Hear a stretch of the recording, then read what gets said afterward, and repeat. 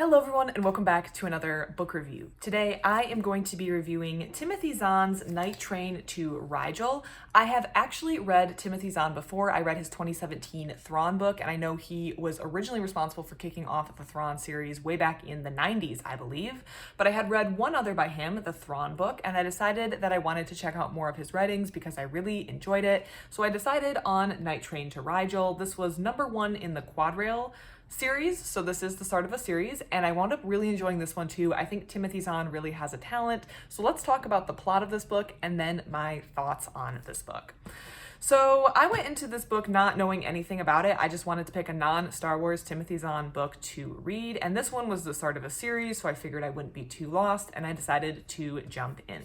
This man on the cover is our main character. His name is Frank Compton, and he is in a futuristic Earth system. He is leaving a building one day. We have the sense that he had just attended a very important meeting, and there is a man waiting for him outside who immediately falls dead. And Frank is a little disturbed by this, but he goes through the guy's pockets quickly and he finds a train ticket to another system in his name, as well as some other things that seem to indicate he's supposed to take this and get on this train.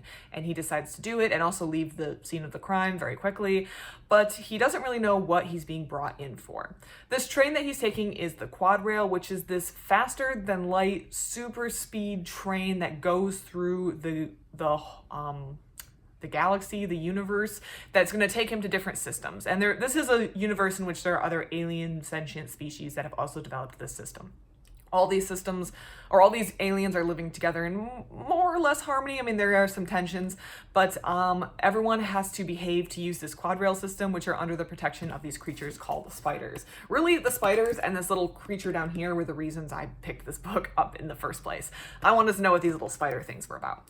The spiders are these creatures that people aren't really sure where they come from, but they control the Quadrail, but Frank Compton just gets on this train and decides to go and see what's going on. He gets intercepted along his journey by these spiders, where he learns that he has been tasked, because of his background in intelligence, with figuring out why someone might attack the Quadrail. It's come to the spiders' attention that someone might want to attack this, and the Quadrail is something that is really, I don't want to use the word sacred, but people don't mess with it because it is kind of the lifeblood of getting around the galaxy, and they are very, very strict about not allowing any sort of weapons or no sort of like ships in space in the Quadrail. So the fact that this information has come through that some people have figured out a way to get weapons through the Quadrail disturbs the spiders, and they get Frank to look into it. He's tasked with a woman, or a minder, I guess, named Batya, who is this woman here who kind of accompanies him as they decide to figure out what is going on.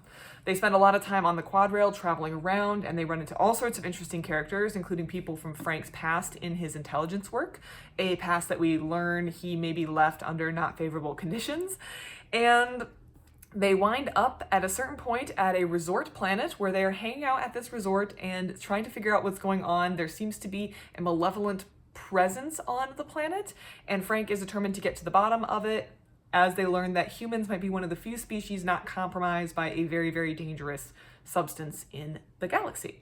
So that is the essence of this. It's mostly a action sci-fi adventure through space. It is mostly wrapped up by the end of book 1, but I could see the potential for the rest of a series. But if you read book 1, I feel like you'll have a satisfactory ending, and I did enjoy all the characters. So let's talk about my thoughts on this book.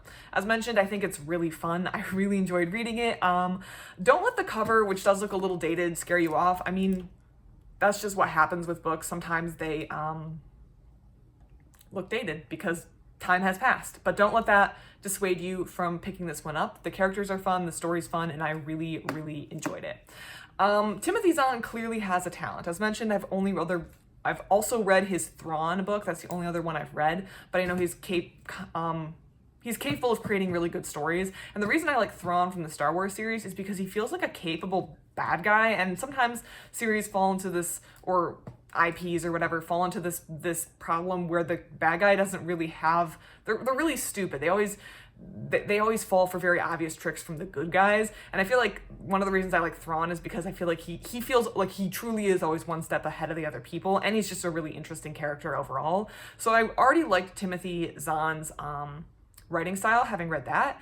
I didn't know when looking at his profile online that he actually had studied to be a physicist, and he was in the process of getting his doctorate degree in physics, his PhD, when his advisor sadly passed away. And at this time he had also been writing sci-fi as a hobby, and he transitioned to writing sci-fi full time, which at this point he's also won Hugos. So for someone to be so talented they could reach the pinnacles of a scientific career, but also at the same time have enough talent to write top tier sci-fi, it just feels like Timothy Zahn, I feel like got some genetic lotteries or something, because he has a lot of talent in a lot of fields, and I did not realize he had that background in physics.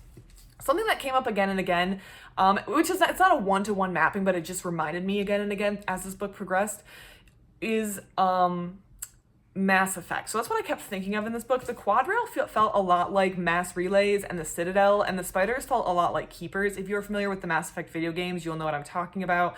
But if you aren't, don't worry about it. It's just understanding that like these faster than light or these convenient ways to travel through the universe, that's not a unique sci-fi concept. Timothy Zahn, Mass Effect, they've been pulling from other inspiration for years, I'm sure. But I did find a lot of characteristics in that there's these things that exist that no one's really sure where they came from, and there's these mysterious things that people, creatures like the Spiders or the Keepers in Mass Effect, which exist only to make sure these things stay functional, was a parallel that I kept drawing. So I did find a lot of parallels in that, and I really enjoyed the Mass Effect video games, so I was seeing a lot of characteristics between the Mass Relays and the Citadel and the Keepers and the Spiders and the Quadrail from Zahn's book.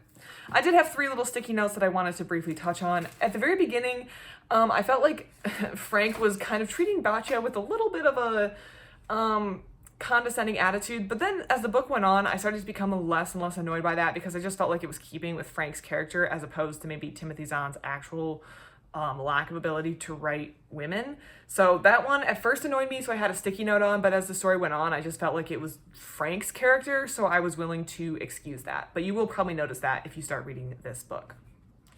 The second thing I wanted to note was a thing that shows how far science has progressed. So this was published in 2005, I believe. And at one point they're talking about things that they are not allowed to bring through the Quadrail or that they scan for. It says some were reasonably general threats to the galaxy at large, items like Cerex 5 or anthrax that attacked pretty much every carbon-based metabolism to one degree or another. Things that were more species-specific, like HIV or Shorshik shell beast toxin, were also screened for, which, to be fair, no one wants to get HIV. But in 2005, I think we had a lot less tools to manage something like that. And now HIV is not nearly the death sentence that it was, and probably still was in 2005. So, well, I think we should still, of course, screen for that in this mythical or fantastical sci-fi setting. It is interesting to see something that would be so serious.